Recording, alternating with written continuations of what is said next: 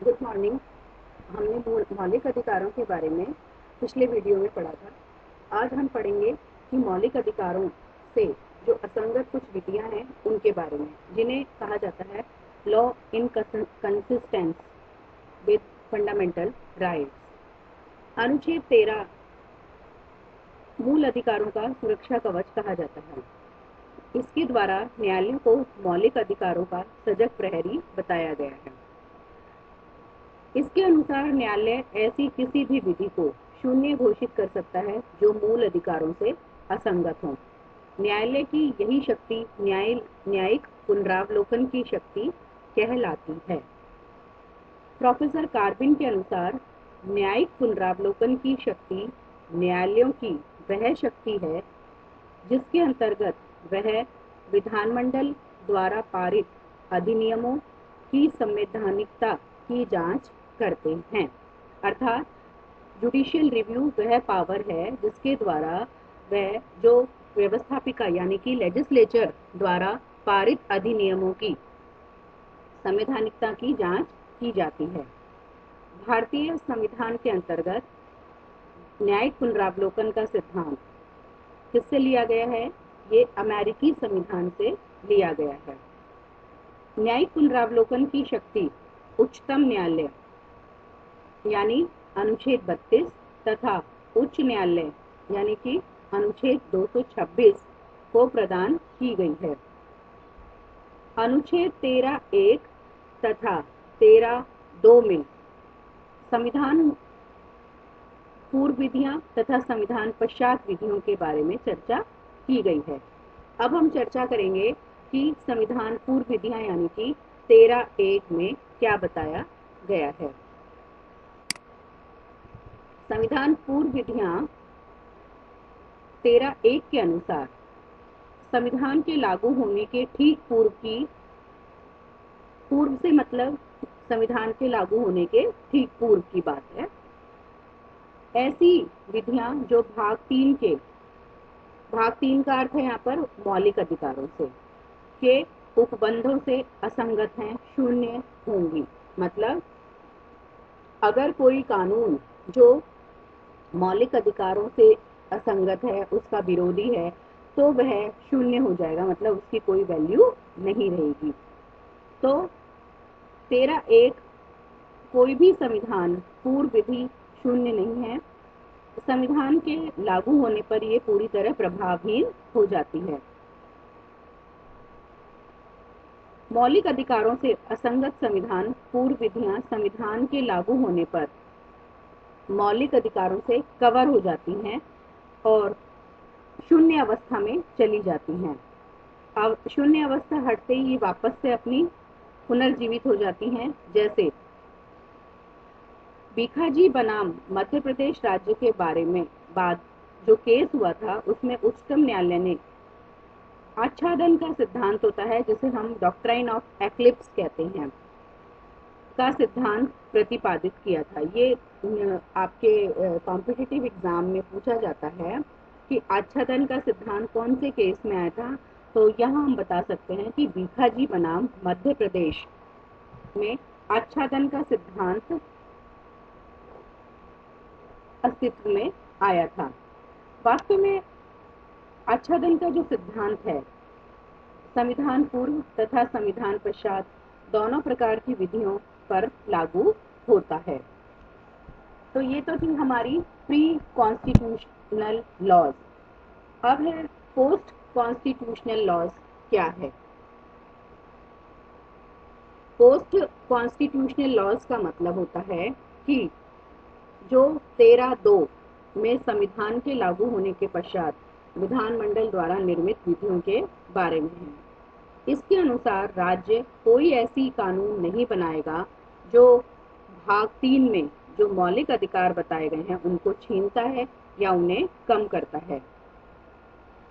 ऐसी कोई भी विधि जो इस कानून का, इस खंड का उल्लंघन करती है, उल्लंघन की सीमा तक शून्य होगी। ऐसी विधि प्रारंभ से ही शून्य होती है। यहाँ उल्लंघन की सीमा तक शब्दों का विशेष महत्व होता है और इसे हम पृथक्करण के सिद्धांत से संबंधित होती है।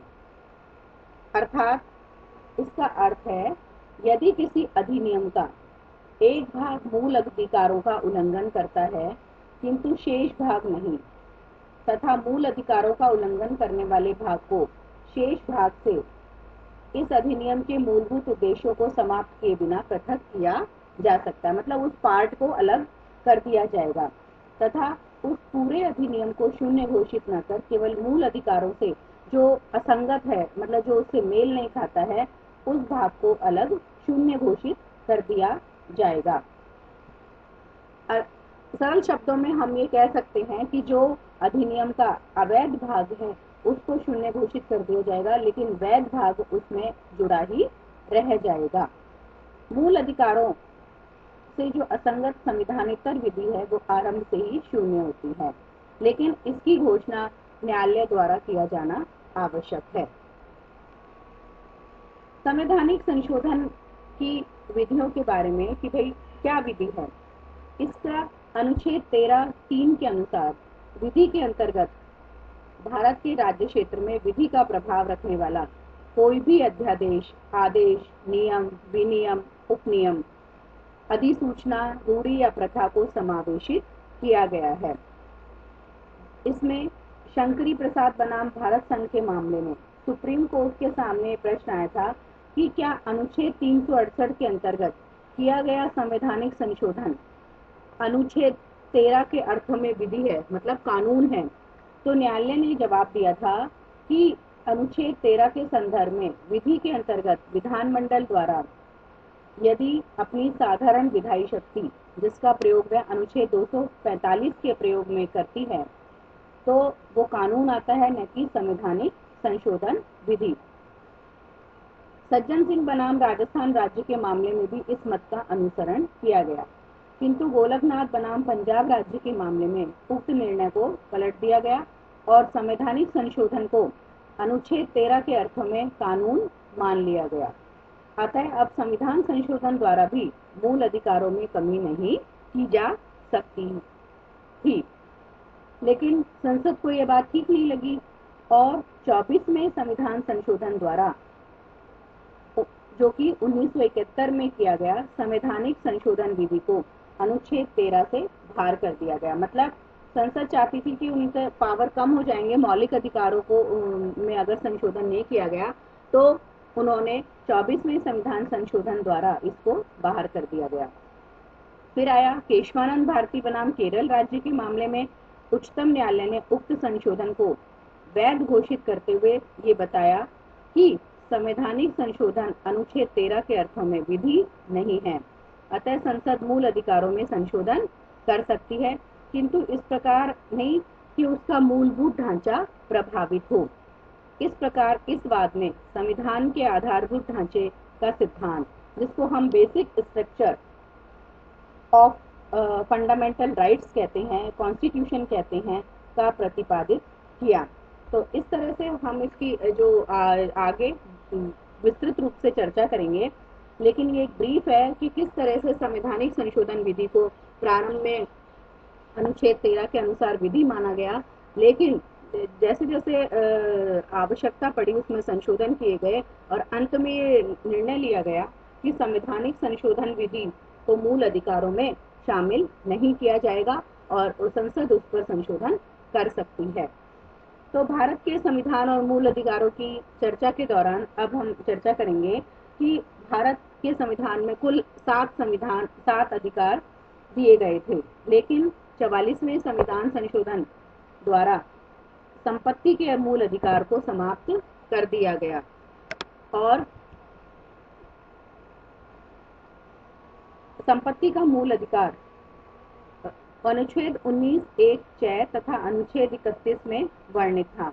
अब संपत्ति का अधिकार कहाँ चला गया? वो 300 क के तहत एक विधिक अधिकार हो गया, या जिसे नीति निदेशक तत्व में शामिल कर लिया गया है।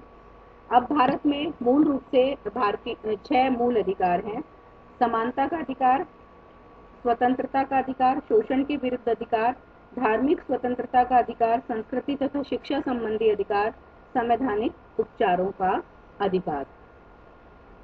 समानता का अधिकार, विधि के समक्ष समता का अधिकार कि राज्य भारत के राज्य क्षेत्र में किसी भी व्यक्ति को विधि के समक्ष समता से या विधि के समान संरक्षण से वंचित नहीं करेगा। अनुच्छेद 15 के अनुसार धर्म, मूल, वंश, जाति, लिंग या जन्म स्थान के आधार पर कोई भेदभाव नहीं किया जाएगा। कोई नागरिक केवल धर्म, मूल, वंश, जाति या लिंग या जन्म स्थान के आधार पर किसी भी दुकानों, सार्वजनिक भोजनालयों, होटलों में प्रवेश पर प्रतिबंध नहीं होगा या साधारण जनता के प्रयोग के लिए जो भी कुएं हैं, तालाब हैं, इनका उपयोग पर कोई किसी भी तरह का भेदभाव नहीं किया जाएगा। बच्चों और स्त्रियों के साथ भी कोई भेदभाव नहीं किया जाएगा। विधियों का समान संरक्षण देने की बात की गई है कि समान परिस्थितियों में यदि व्यक्तियों को समान विधियों के अधीन रखा जाएगा और उसके समान रूप से लागू किया जाएगा। अनुच्छेद 14 में एक इम्पॉर्टेंट बात है यहाँ पे कि उसमें एक नैसर्गिक न्याय की बात की गई है। कैसे कि मिनर्वा मिल्स बनाम भारत संघ के केस में अनुच्छेद 14 में निहित विधि के शासन को संविधान का आधारभूत ढांचा घोषित किया गया है। समता का अधिकार में कुछ हम चर्चा करेंगे कि किसी भी तरह के भेदभाव की बात इन्होंने नहीं की गई है और कुछ यहाँ पे समानता जो अधिकार है उसमें कुछ उपबंध भी जोड़े गए हैं कि किस तरह से उसकी हम चर्चा, जो उपबंधों की चर्चा है वो अगले वीडियो में करेंगे। तो मेनली आज हमने अभी इसमें बहुत थोड़ा सा ही समता के अधिकार की चर्चा करी है। इसकी चर्चा हम अगले वीडियो में डिटेल में करेंगे। Thank you.